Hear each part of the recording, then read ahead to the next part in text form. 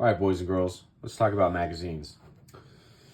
First of all, what kind of magazines should you be buying? Reliable ones. Do your own research, do your own testing. As you can see, I like PMag, but there are other magazines out there that are reliable and durable, and those are just fine.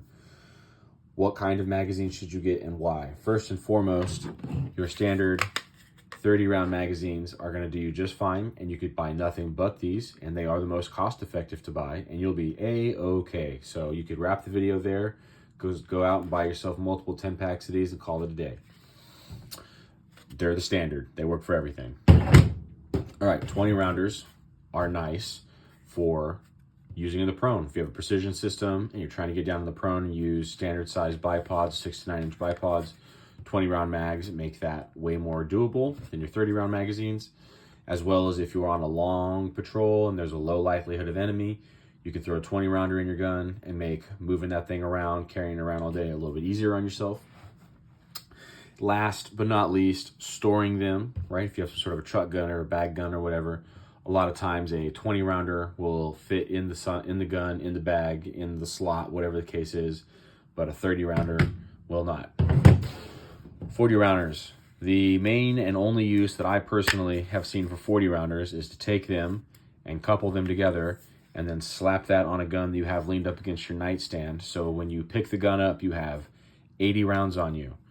That's the most amount of rounds you can get on the gun in reliable magazines in one go without being a silly goose in some way that I can think of. If you have a better idea, please let me know. And then D60s.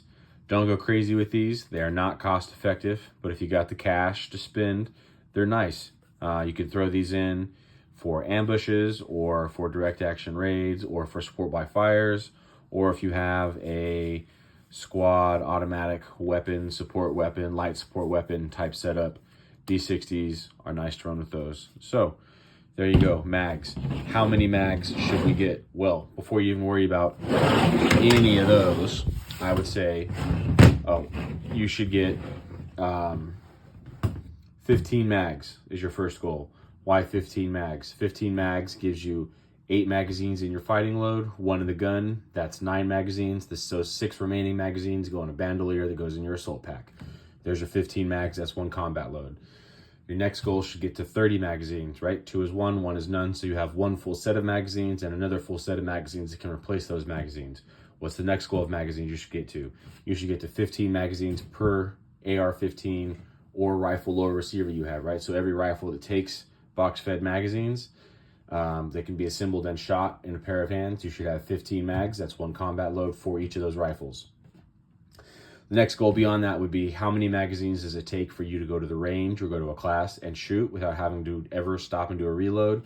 That would be the number of magazines that would be best for you to own for practical purposes. And any number beyond that would just be crazy prepper, hoarder, investment status, which also isn't a bad idea. More is always good in my opinion. Last but not least, do windowed mags matter? I don't know, man. If you wanted to, I wouldn't spend the extra money on it, but if you can get them for the same price or something like that, yeah, why not? Magazines.